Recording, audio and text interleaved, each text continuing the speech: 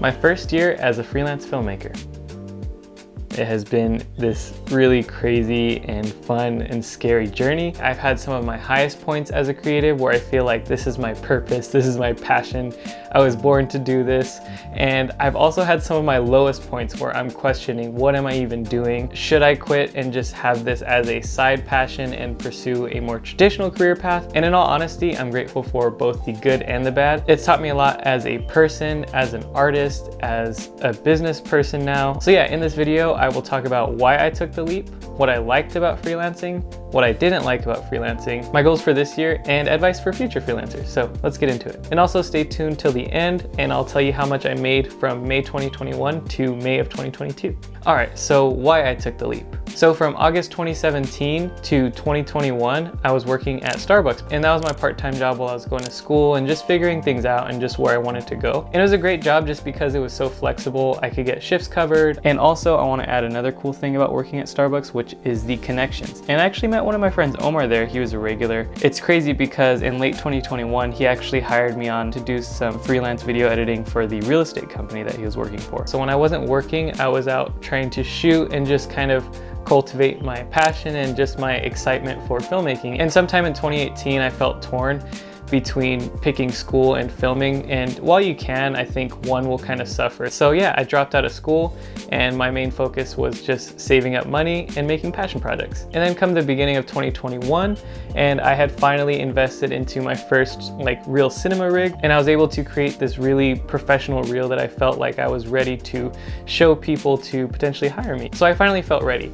And I gotta say, huge thank you to my amazing girlfriend, because without her, I don't know if I would have had the faith in myself to take that leap.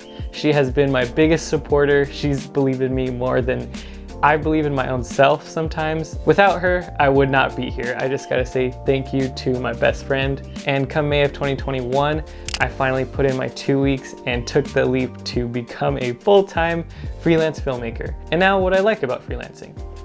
Number one, I gotta say, it is just absolutely a dream to be able to make a career out of what you like doing. Just the fact that I was getting paid to pick up my camera and shoot and edit versus going into Starbucks and making coffee, that's something I don't even care about. I gotta say, that's the coolest perk, is just being able to get paid for doing what you love. And also with that comes this insane flexibility of your schedule. Freelancing is the closest thing you can probably get to being unemployed, which I mean in a good way, because you do have a lot more free time than if you're working like a typical 9 to 5. And you can say yes to a lot more opportunities that come your way just because you don't have a part-time job or even a full-time job holding you back. So I've pretty much been able to say yes to every opportunity that came my way, while also just having the flexibility to make a daily routine for myself. So I think if you're a self-motivated person, you would definitely enjoy the flexibility and the constant changes that freelancing can throw at you.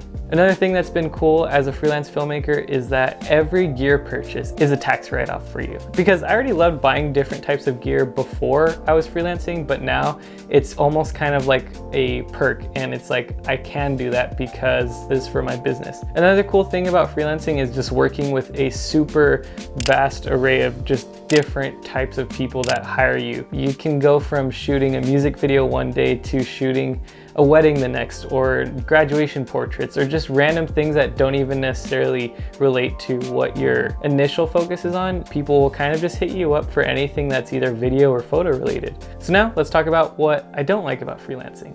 So with all the positives that come with freelancing, there is an equal negative, or potential negative, you could say. So the first one, I gotta say, that flexibility can also be inconsistency if you're not getting enough business, which the first few months, I really wasn't getting enough to fully call this a career. There would be some weeks where I'd be shooting every other day, and I'd be like, wow, I just made like 1,200 this week. But then I would have no work the next 3 to 4 weeks. So that inconsistency can be so terrifying, and it can be a driving factor to go out and take gigs that you might not necessarily want, but you need.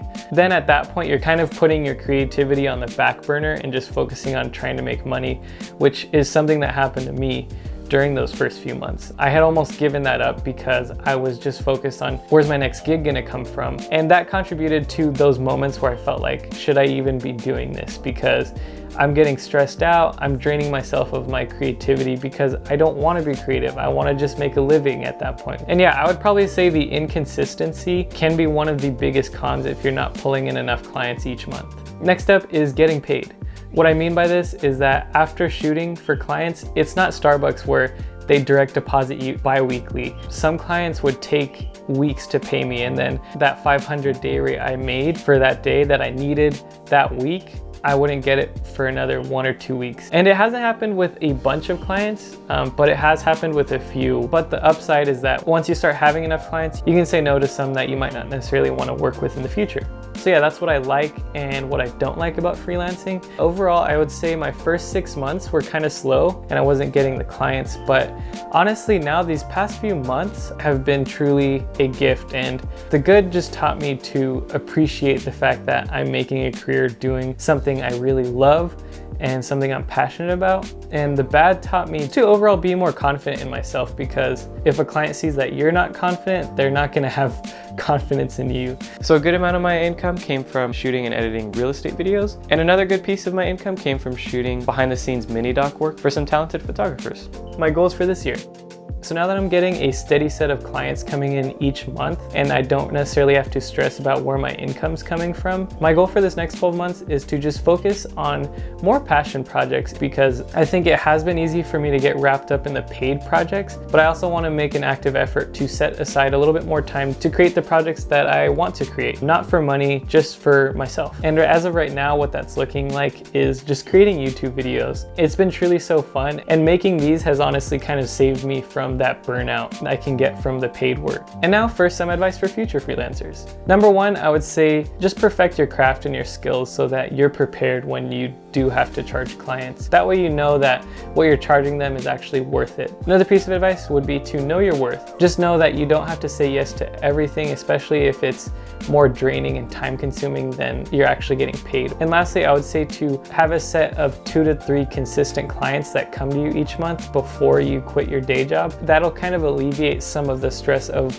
where your next paycheck or where your next gig is gonna come from. All right, and lastly, how much I made. So from May of 2021 to May of 2022, I made $29,923.84. By no means is it a huge amount of money, but it is a stepping stone in the direction I want to go. So I am really excited. And roughly that is about $2,400 a month, but you got to take into account I wasn't making that exact amount every single month. Some months would look drastically different than other months. For example, the month of September 2021, I made a whopping $350. But the month of February of 2022, I made $4,455. So it completely varied, and thankfully it's going a lot better than September. So yeah, that's the end of this video. I hope this helps any aspiring freelance filmmakers or just any aspiring freelancers out there. And feel free to let me know if you have any questions in the comments down below, and I'll see you in the next one.